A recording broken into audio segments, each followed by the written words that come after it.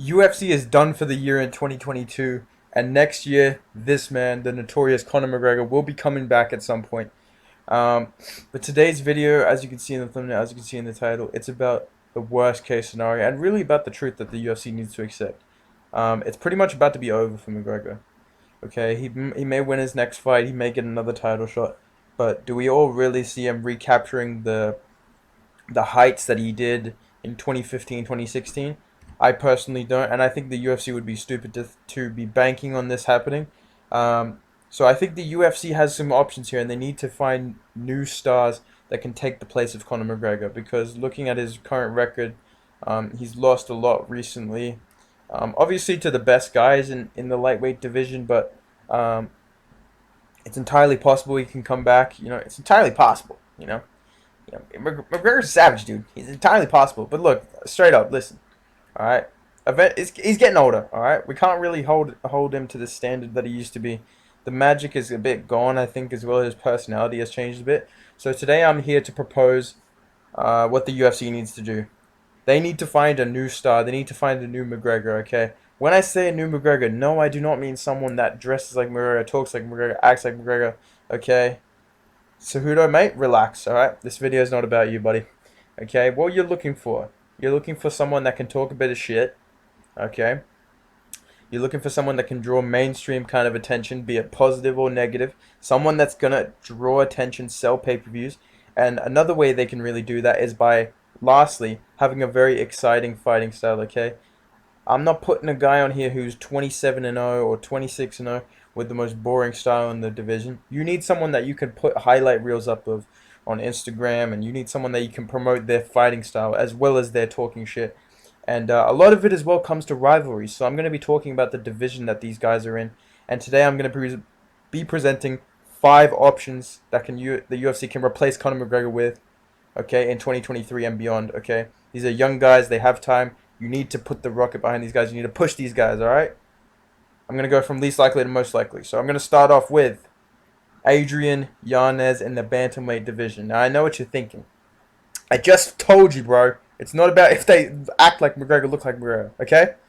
Yeah, relax, all right? I know this guy looks like Baby Masvidal. All right, maybe that's a route for him. But listen, 10 knockouts, 6 first-round finishes. This guy is a beast. His fighting style is awesome. He can talk that shit as well. This Tony Kelly fight, he was talking that shit. He backed it up. He knocked him out. He gave him the double birds at the end. It was awesome. Okay, that was a really, really cool moment. You can promote stuff like that. This guy's a great fighter. Okay, he's an up and comer in the bantamweight division. He's already ranked. Okay, he's young. He's good looking. All right. Pause, bro. Pause, bro. But listen, this guy's a good option. My only con for this guy, and the reason he's the least likely of all 5 of these guys, he's in the bantamweight division. He's in a very tough division to kind of get coddled in. Um, can't really baby this guy up the division. Like, look, all UFC careers are not built the same, and you'll see guys later in this list who have been given kind of an easier path. This guy's been kind of fed to the wolves. He's passed every test so far. But another reason that I think he may struggle to get to that pay-per-view level of getting pushed and pushed and pushed as a star is he showed some weaknesses in the Randy Costa fight, which isn't looking that good right now. Randy Costa just lost his last 2 fights pretty badly, so we'll have to see how he progresses. He has time to progress, okay? So this guy, his knockouts, his fighting style, he can talk that shit. He's got that, that Texas. He's got a bit of Mexican, you know what I'm saying? He can really be a big star for the UFC if they push this guy, so he's number 5 on my list, all right?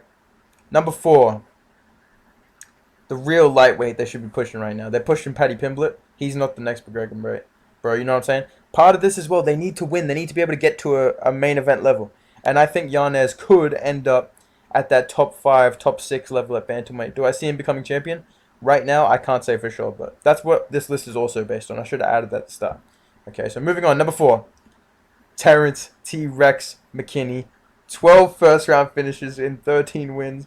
He looks like a Ninja Turtle, but listen, bro. This dude is cool, bro. People love this dude. He's in talks already with Paddy Pimblett, you know what I'm saying? He's had amazing fights in the UFC already. He's a great striker. He's got a cool backstory as well, like his whole, thought he was going to die and then he came back and now he's in the UFC, you know what I'm saying? He has a cool story. He's a really young dude. He's very exciting to watch. People want to watch him fight. He has that kind of Michael Chandler type thing where you're like, oh shit, this is going to be good, you know what I mean? Win, lose, or draw. Um, decent record, exciting fight style. He's a young guy. He's a cool looking dude. You know what I'm saying? The cons for Terence McKinney. He's not as much of a talker, right? We haven't really seen him. He needs a good rival. He needs a good rival. Maybe Paddy Pimblett could be that for him to get him up to the top, up to the next level. That could probably propel him up to that stardom type level because you do need a bit of beef. You need a bit of excitement on your fights to get up to that star level. The UFC can push him with his fight style and how young he is, how cool he looks, and his whole story. I'm sure that will help, but he needs a good rival. He needs to show that he has that shit talking ability. And also, he's in probably the toughest division in the UFC. Like he's already lost to Drew Dober. Um, he's in a really really tough division. Like to get, he's not even ranked yet. You know what I mean? Like he's a name at lightweight. He's not even ranked yet. So he's in a really really tough division to kind of get that push. But I could see this guy ending up in the rankings next year. Um, I'd be interested to see how he does at the high level because that's another reason as well. These guys at lightweight are super super high level, and he's gonna have to be on his A game if he wants to get up to that stardom level. But I think he has a more exciting fight style, and the UFC is already pushing him enough to where I could see him becoming more of a star. So that's why he's ahead of Yanez. But purely championship level, I think Yanez has a better chance. But that's why there's pros and cons for all these guys, all right? And he also has a good social media presence. I think he's connected to like the Jamal Hill, Kevin Holland type romance. So that bodes well for him. Those guys get a lot of clout. So we'll see how he goes, okay? Number 3. All right, now sit down, all right? You might want to sit down, okay? You probably saw a glimpse of it. You might want to sit down, okay? Make sure you've had something to eat today. Make sure you had some water, all right? Ah, okay. Oh, sorry. Yeah, it's Raul Rosas Jr., okay? Look, 5 first round finishes. This kid is special, bro. Um, Pros for this guy, okay? He's young. He's literally the youngest fighter in the UFC. He's already drawing headline, like, mainstream kind of attention for being, like, 18-year-old fighting in the UFC. He's a really good shit talker. I know that people are making the memes about him. Hey, that's helping him, okay? No publicity is bad publicity, right? But he's already good at talking shit. He was talking shit about Perrin. He already had the whole beef. That was a big deal on Instagram. I could see the UFC pushing this dude, and I think eventually he will find his frame, his physicality, maybe, and end up someone good in the bantamweight division. It's so early days with him; it's hard to tell. But I think potential-wise, he has more potential than Yanez and Bikini, because of his fighting style, because he talks a bit of shit. But the cons for him, obviously, look. But another pro. Sorry, I forgot the pro. The Mexican connection. That's going to do a real big thing for him. That's going to get him a lot of fans. And his fighting style. Dana White pushing him. The cons. Okay. Yeah. Yeah. Okay. Yeah. All right. Um, and he's in a really tough division again. He's in bantamweight. It's not easy to push someone all the way to the top in bantamweight, but we'll have to see. Okay, he has a lot of potential. I'm looking forward to seeing this kid in the future. He could definitely take that spot in the future and kind of use that international fan base. He talks good shit. You know what I mean? He has an exciting fight style, and he's already drawn headlines. So, big potential for this guy to be a star in the UFC. Moving on, number 2 of our top 5 list. Bo Nickal, okay? Very, very unproven in the UFC. However, I think he's already kind of a big name at middleweight. He's already in conversation with Hamza Chimaev. He called out Logan Paul. People are talking about could he beat Adesanya right now? Could he beat Pereira right now?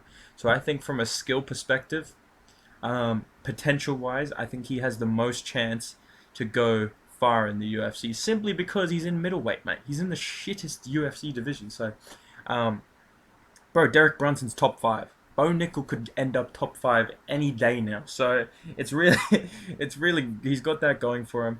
He's got high level skills. He's got the wrestling background. He's got the wrestling fan base behind him.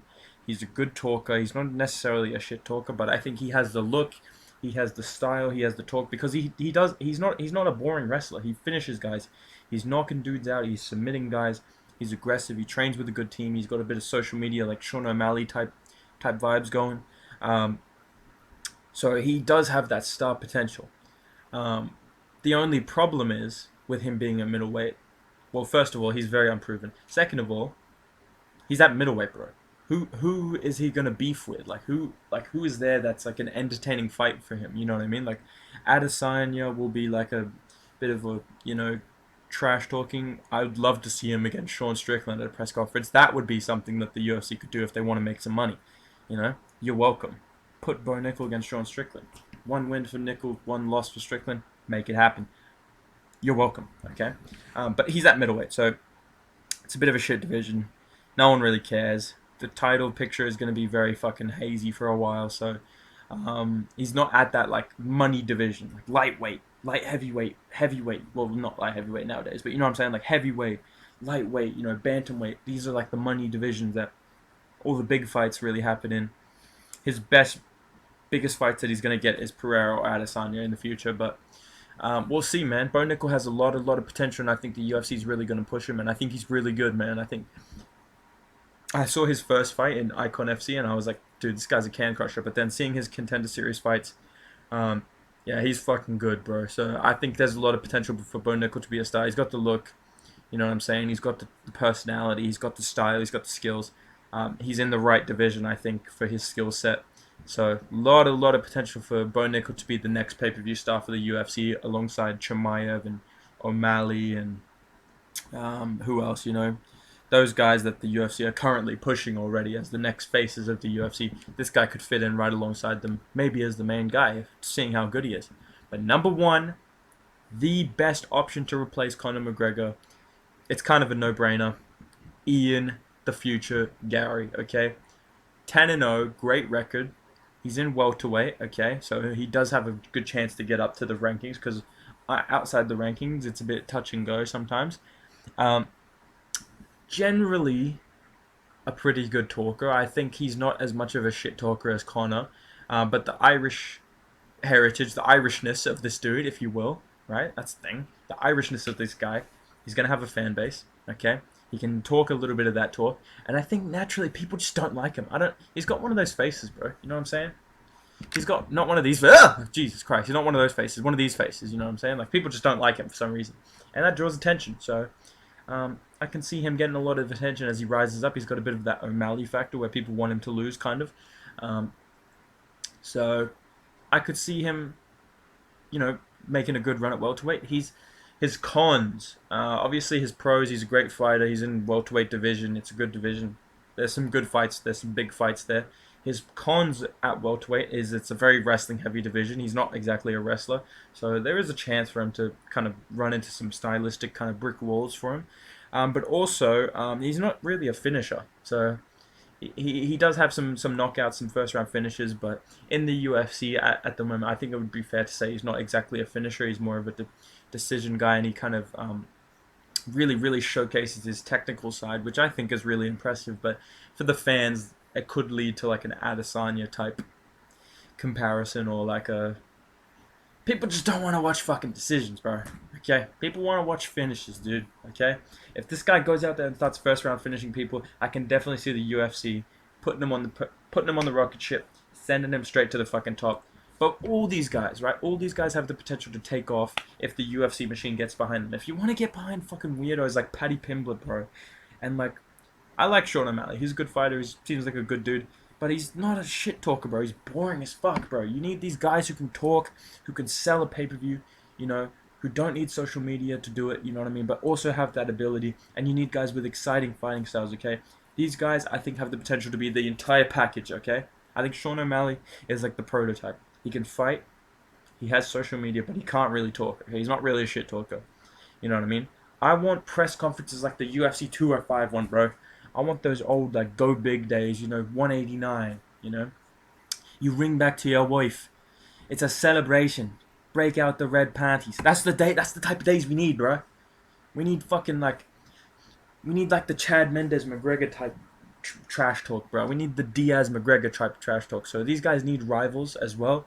I know that's a big part of Star Factor. But these guys, put the rocket ship behind these guys. Push these guys to the moon, bro. Let's get them some big fights. Let's get them some big spotlights. Let's get them some press conferences. Let's fucking make the UFC exciting again, alright? Let me know down below what you think, bro. Am I right with this list? Am I off my fucking rocker, bro? You know what I'm saying? And if you don't subscribe, this guy's coming after you tonight, bro. You're gonna see this guy at the end of your bed, bro. Trust me. Nobody wants that, bro. Alright? I kid, alright? He's a cool dude. Alright, see you in the next video, boys. See ya.